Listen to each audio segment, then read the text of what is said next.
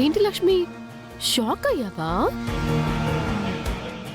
మిత్ర నా భర్త, మేము దగ్గరవుతున్నామని నిన్న ఏదేదో అన్నావు. ఇప్పుడేం జరిగిందో చూసావా? నేను లేకుండా మిత్ర మీ ఊరు రాను అన్నాడు. నువ్వే నన్ను పిలిచేలా చేశాడు. అంటే మిత్రకి నా మీద ఇంకా లవ్ ఉంది. ఇది చాలదా మిత్రని నా వైపు తిప్పుకొని నా సొంతం చేసుకోవడానికి? ఇంకా ఆశ చావని నిన్ను చూస్తుంటే జాలేస్తుంది మనీషా. ఆయనకి నీ మీదున్నది ప్రేమ కాదు, ఒంటరిగా నిన్ను ఇంట్లో వదిలేసి వెళ్ళకూడదు అన్న సానుభూతి. అఫ్కోర్స్ నీ మీద నాకు కూడా సాటి ఆడదానిగా అంతే సాఫ్ట్ కార్నర్ ఉందనుకో.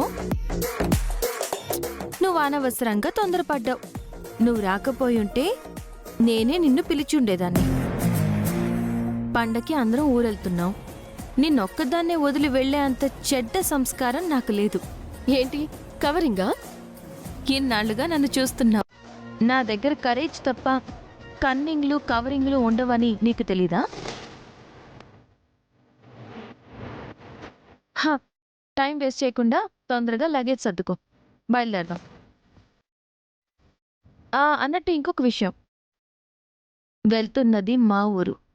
అక్కడ నువ్వేమైనా ఎక్స్ట్రా చేసావనుకో, అత్తయ్య గారి ఊళ్ళో నీకు జరిగిన జాతర గుర్తుంది కదా?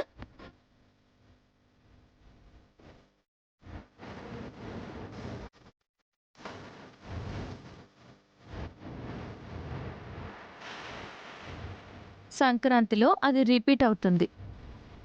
జాగ్రత్త.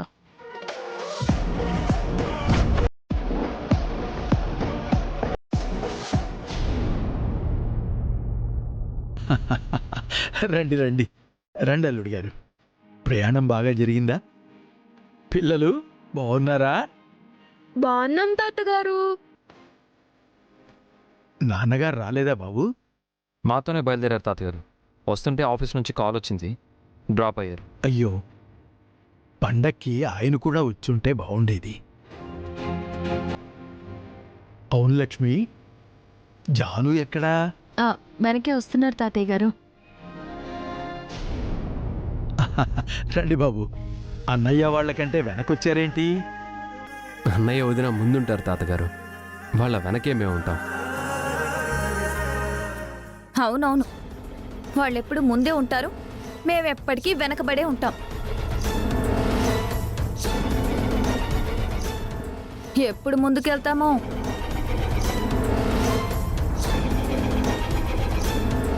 తను కార్ గురించి చెప్తుంది తాతగారు. ఈ విలేజ్కి సింగిల్ రోడ్ కదా, ఒక కార్ ముందు ఒక కార్ వెనక రావాలి. ముందున్న వాళ్ళు స్వార్థం మానుకొని సైడ్ ఇస్తే వెనకున్న వాళ్ళు ముందుకు వస్తారు. ఇంకా చాలు, ఆపు. మీ కోడలు వచ్చి రాగానే స్టార్ట్ చేసింది ఆంటీ. తన వాటా పొలం వచ్చేంత వరకు తన ఊపు ఆక్కూడదు మనీషా. నువ్వు టీవీలోనూ పేపర్లోనూ రావడం చూశాను లక్ష్మమ్మ, చాలా సంతోషంగా అనిపించింది. మన ఊరి పేరు నిలబెట్టావమ్మా. అందరూ నీ గురించి గొప్పగా చెప్తుంటే మాకు చాలా గర్వంగా ఉందమ్మా.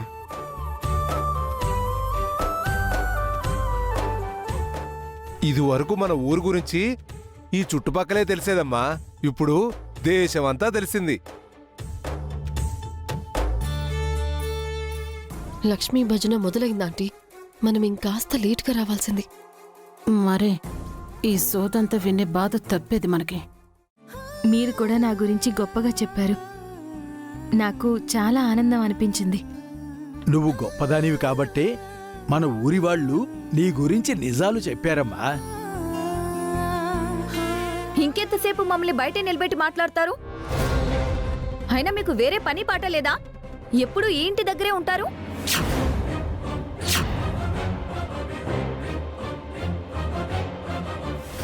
నిన్ను చూడ్డానికి వచ్చారు జాను, వాళ్ళతో జోక్ చేస్తావేంటి? మా జానమ్మ ఎప్పుడూ అంతే బాబు, పరాచకాలు ఆడుతూ ఉంటుంది. వీళ్ళు ప్రయాణం చేసి అలసిపోయి వచ్చారు. మీరు తర్వాత రండి, తీరిగ్గా మాట్లాడుకుందరు గాని. వస్తాం అల్లుడు గారు. వస్తాం అల్లుడు గారు. ముసలోడు పరువు కాపాడుకునే ప్రయత్నం చేస్తున్నాడు. అందుకు వివేక్ కూడా హెల్ప్ చేస్తున్నాడు. కాంతమ్మా, హారతి తీసుకునిరా. ఇప్పుడు ఎందుకు తాతగారు ఇవన్నీ? పద్ధతి బాబు, ఆచారం ప్రకారం అన్నీ జరగాలి. మొన్న మీరొచ్చినప్పుడు సరిగ్గా మర్యాదలు చేయలేకపోయాం. ఈ సంక్రాంతికి సంపూర్ణంగా అన్నీ చేస్తాం.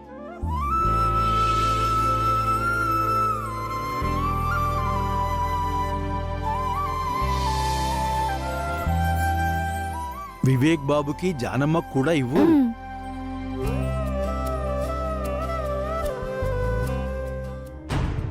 రే రే రే ఏంట్రా? వదిని జానుని కలపాలని పెదనాన్న ఇచ్చిన ఐడియాతో మనం ఈ ఊరు వచ్చాం. కానీ మనతో మా మామ్ని తీసుకొచ్చి చాలా తప్పు చేసామన్నయ్య. అదేంట్రా అలా అంటున్నావు? మా అమ్మ ఉంటే మన అక్క చెల్లెళ్ళని కలపలేమన్నయ్య. మధ్యలో మామ్ వచ్చి ఏదో పుల్లలు పెడుతోంది. ఇందాక చూసావు కదా, మీ కార్ కంటే మా కార్ వెనకొచ్చిందని జాను ఏముందో. ఆ తప్పు నీదేరా. నిన్నెవడరా వెనకరమ్మన్నాడు? నువ్వే ముందొచ్చి ఉండొచ్చు కదా. మళ్ళీ సింగిల్ రోడ్ అని కవరింగ్ ఒకటి. నాకు మిమ్మల్ని క్రాస్ చేసి రావడం ఇష్టం లేదన్నయ్య. సరే, ఆ సంగతి పక్కన పెట్టు. ఈ అక్క చెల్లెలను అసలు ఎలా కలిపేది? నీ దగ్గర ఏమన్నా ప్లాన్ ఉందా? ఏ, నీ దగ్గర ఏమన్నా ప్లాన్ ఉందా? ప్లాన్ లేదు కానీ ఒక సలహా ఉంది. చెప్పు. ఇప్పటి వరకు ఇంట్లో ఆఫీసులో ఏం చేసినా వదినే చేసింది కాబట్టి వాళ్ళని కలపడానికి వదినే ప్లాన్ అడిగితే ఎలా ఉంటుంది? చాలా దరిద్రంగా ఉంటుంది. ఓ, పండక్కి ఊరెళ్దామని లక్ష్మితో చెప్పాను, అంతేగాని అక్కా చెల్లెళ్ళ మధ్య రాజీ కుదర్చడానికని చెప్పలేదు. ఓకే, మరి నీ దగ్గర ఏమైనా ప్లాన్ ఉందా? ఉంది, కానీ అది ఎంతవరకు వర్కౌట్ అవుతుందో చూడాలి. ముందు ప్లాన్ ఏంటో చెప్పన్నయ్యా. అది వర్కౌట్ అవుతుందో లేదో నేను చెప్తాను. అంటే నా ఒపీనియన్ చెప్తాను అన్నమాట. సింపుల్ రా. లక్ష్మీ జాను చిన్నప్పటి నుంచి ఈ ఇంట్లోనే కలిసి పెరిగారు. ఇక్కడ వాళ్ళకి ఎన్నో మెమరీస్ ఉంటాయి. తాతయ్య గారిని అడిగి అవేంటో తెలుసుకొని ఆ సీన్స్ని రీక్రియేట్ చేస్తే ఎలా ఉంటుంది? సూపర్ అన్నయ్య, ఖచ్చితంగా ఎమోషన్ వర్కౌట్ అవుతుంది. అక్క చెల్లెళ్ళ మధ్య ఆనాటి ప్రేమానురాగాలను ఇప్పుడు గుర్తు చేశామనుకో, చెల్లెలు పగ మర్చిపోతుంది. అక్క ఎప్పట్లా చెల్లెల్ని ప్రేమిస్తుంది. రే, కానీ మనం ఇలా చేస్తున్నట్టు వాళ్ళకి డౌట్ రాకూడదు. ముఖ్యంగా మా మామ్కి రాకూడదన్నయ్య. వస్తే ప్లాన్ మొత్తం బెడిసి కొడుతుంది. పిన్ని ఇందులో ఇంటర్ఫియర్ అవ్వకుండా నువ్వే చూసుకో. మిగతా స్టోరీ నేను చూస్తాను. డన్ అన్నయ్య. మా అమ్మే కాదు, మనీష కూడా ఇన్వాల్వ్ అవ్వకూడదు. ఈ విషయం అన్నయ్యకి తెలియకూడదు.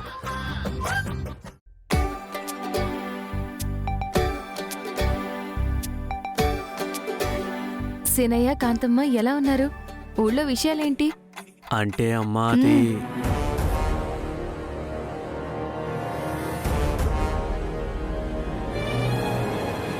ఓ, బ్యాగులన్నీ లోపల పెట్టేశారా?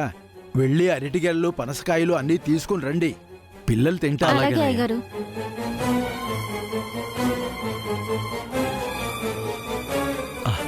అమ్మా లక్ష్మి, ప్రయాణం అంతా బాగా జరిగిందా అమ్మా?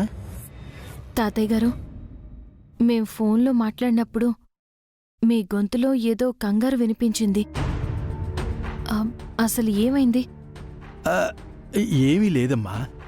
జాను గురించే నా బాధంతా.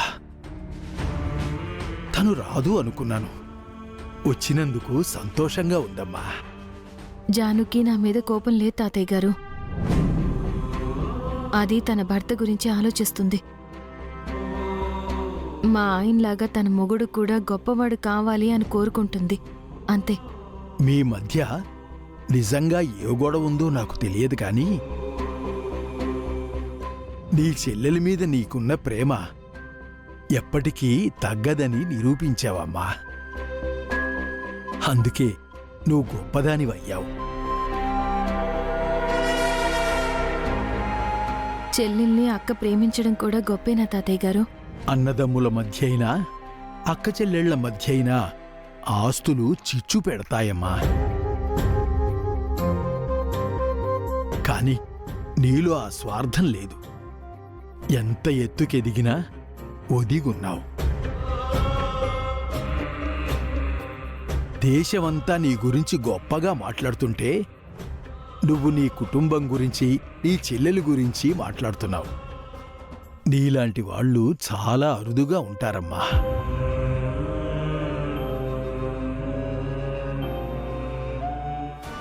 అబ్బబ్బబ్బబ్బబ్బా. బయట ఊళ్ళో వాళ్ళ భజన చాలదన్నట్టు లోపల ఈ ముసలోడి భజన ఒకటి. అసలు ఈ పొగడతలు వినటానికి మనం ఇక్కడికి వచ్చినట్టుంది. మరి మీరొచ్చింది చాలక నన్ను కూడా రమ్మన్నారెందుకు ఆంటీ? మేం వచ్చింది వేరే విషయం కోసంలే. ఏ విషయం? పొలం గురించా? నీకెలా తెలుసు? మీకు పొలం ఆశ చూపించి వివేక్ ఇక్కడి దాకా తీసుకొచ్చాడు కదా. అంటే మా మాటలు విన్నావా? వినక్కర్లేదా ఆంటీ? మిమ్మల్ని వివేక్ ఎలా కన్విన్స్ చేస్తాడో నాకు తెలుసు కదా. కన్విన్స్ చేయడం ఏంటి? వివేక్ నిజంగా మమ్మల్ని పొలం కోసం ఇక్కడికి తీసుకురాలేదా? పిచ్చా ఆంటీ. తన వాటా ఆస్తినే ఆశించిన వివేక్ జాను వాటా పొలాన్ని ఎలా ఆశిస్తాడు? కరెక్టే కదా. అప్పటికి జాను అంటూనే ఉంది, నేనే వినలేదు. వివేక్ గడు ఇంత మోసం చేస్తాడు అనుకోలేదు. ఇప్పుడే వెళ్ళి వాడి సంగతి చెప్తాను. ఆగండి ఆంటీ, ఆగండి. వివేక్ మిమ్మల్ని ఎందుకు తీసుకొచ్చినా నేనొచ్చింది మాత్రం మీకు జాను వాటా పొలం ఇప్పించడానికే. నువ్వెలా ఇప్పిస్తావు మనీషా? జాను అడిగినా పొలం ఇవ్వని లక్ష్మి నువ్వు నేను అడిగితే ఇస్తుందా? మనం పొలం అడగమాంటీ, కొట్టేస్తాం. పొలమేమైనా నగా నట్రా ఎలా కొట్టేస్తావు? వీలునామా కొట్టేయడమే. ఏంటి, వీలునామా కొట్టేస్తావా? ఆ వీలునామానే లేకపోతే జాను వాటా పొలానికి ఏ అడ్డంకి ఉండదు కదా. కరెక్టే, కానీ వీలునామా మాత్రం ఎలా కొట్టేస్తావు? అది ఎక్కడుందో తెలియదు కదా. అది ఈ ఇంట్లోనే ఉంది. ఆ ముసలుడు ఇక్కడే ఎక్కడో భద్రంగా దాచిపెట్టుంటాడు. ఈ రాత్రికే దాన్ని దొంగిలిద్దాం. ఏంటి, దొంగతనం చేద్దామా? మరీ అంత షాక్ అవ్వకండి ఆంటీ. మీకేదో దొంగతనం కొత్త అయినట్టు. కొత్త కాదనుకో, కానీ ఇది కొత్తిల్లు కదా.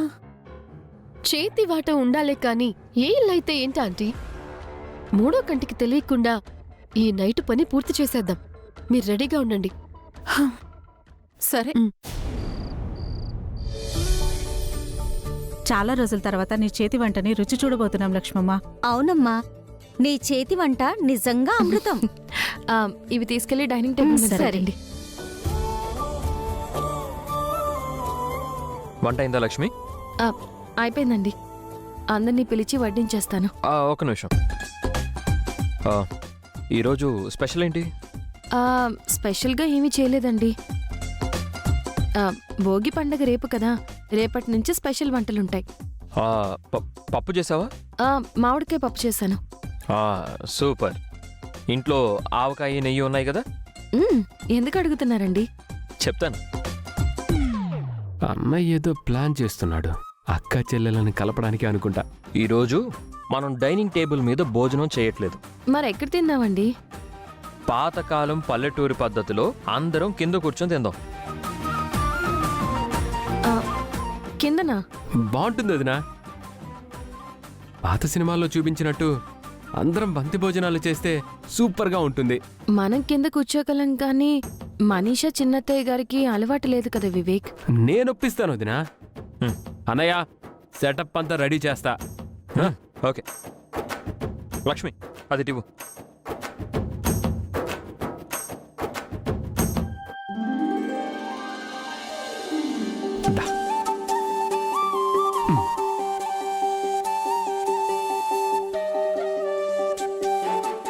ఏంటి అన్నీ ఇక్కడే పెట్టేశారు? ఈరోజు అందరం ఇక్కడే కూర్చొని తినబోతున్నాం తాతయ్య గారు. మీరు కూడా కూర్చోండి. ఏంటి ఇక్కడ కూర్చొని తింటున్నారు? డైనింగ్ టేబుల్ ఉంది కదా. సిటీలో డైనింగ్ టేబుల్ మీద కూర్చొని తింటాం కదా, ఈ పల్లెటూరులో ఊరి పద్ధతుల్లో తిందాం. లక్ష్మి ఆ? దా నువ్వు కూడా కూర్చో. నేను కూర్చుంటే వడ్డించేది ఎవరండి? ఈరోజు వడ్డించడాలు లేవు.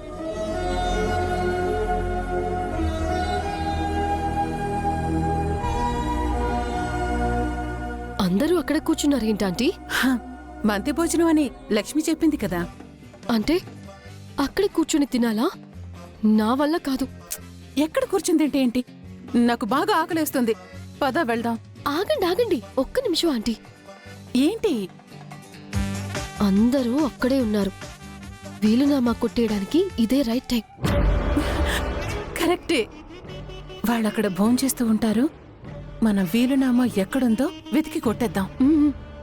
పదండి. నీకు పేదరాశి పెద్దమ్మ కథ తెలుసు కదా లక్ష్మి? ఎందుకు తెలియదు బాబు. లక్ష్మి చిన్నప్పుడు చందమామ కథలన్నీ చదివింది. ఆ కథల్లో పేదరాశి పెద్దమ్మ అందరినీ చుట్టూ కూర్చోబెట్టుకుని కథలు చెప్తూ అన్నం ముద్దలు కలిపి పెడుతుంది. అలా ఇప్పుడు లక్ష్మి మనందరికీ ఆవకాయ, అన్నం, నెయ్యి, మామిడికాయ పప్పు కలిపి ముద్దలు పెడుతుందన్నమాట.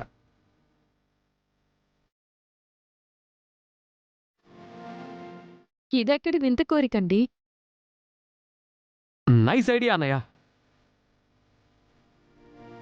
చాలా బాగుంది బాబు. మా లక్ష్మి చేతి ముద్ద చాలా కమ్మగా ఉంటుంది. అంటే ఇప్పుడు మనం అందరం ఆవిడ చేసిన ముద్దలు తినాలా?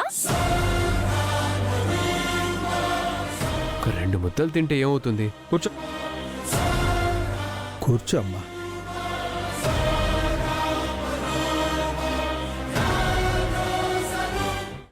అమ్మా, మాకు కూడా నీ చేతి ముద్దలు తినాలనుంది. అవునమ్మా, ఇలాంటివి నేను మిస్ అయ్యాను. ఫైనల్లీ అందరూ నాకే ఓటేశారు. సో నువ్విప్పుడు పేదరాశి పెద్దమ్మ అవతారం ఎత్తాల్సిందే. సరేనండి.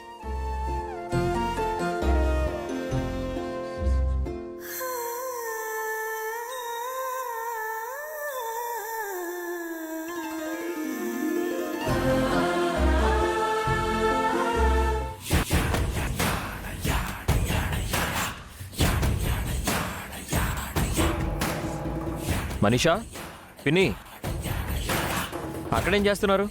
డిన్నర్ చేద్దాం రండి. ప్లాన్ అంతా పాడు చేశారు కదా ఆంటీ.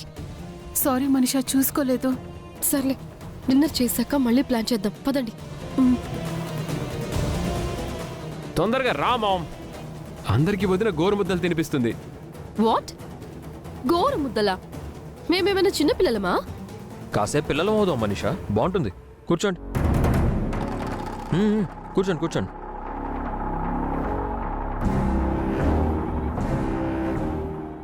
అమ్మా, అన్నం ముద్దలతో పాటు అందరికీ మంచి కథ చెప్పాలి. కథ వింటూ తింటే ఇంకా చాలా బాగుంటుంది. ఎస్, కథ వింటూ గోరు ముద్దలు తిందాం. కాకపోతే రియల్ స్టోరీస్ చెప్పుకుందాం.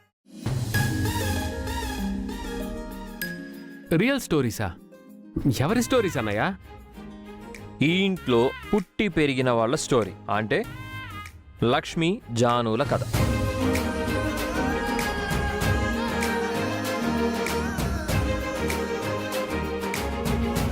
అంటే అక్క గురించి చెల్లెలు, చెల్లెలు గురించి అక్క చెప్పాలా? కాదు పిన్ని, ఈ అక్కా చెల్లెళ్ళ గురించి తాతయ్య గారు చెప్తారు. తాతయ్య గారు, వీళ్ళ లైఫ్లో మర్చిపోలేని జ్ఞాపకం ఏదైనా ఉంటే చెప్పండి. మర్చిపోలేని జ్ఞాపకం అంటే మంచి జ్ఞాపకమే ఉంది బాబు. అదిగో ఆ చెక్క పెట్టెను చూసారా?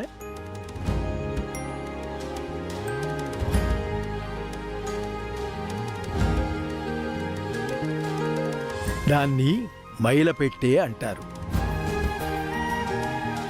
అంటే అందులో విడిచిన బట్టలు, పాత బట్టలు వేస్తారన్నమాట.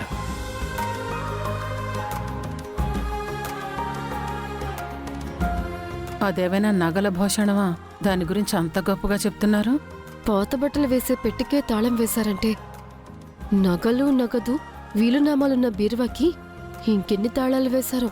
లక్ష్మీజానులు బాగా చిన్నప్పుడు జరిగిన విషయం. అప్పుడు లక్ష్మికి 10 ఏళ్ళు.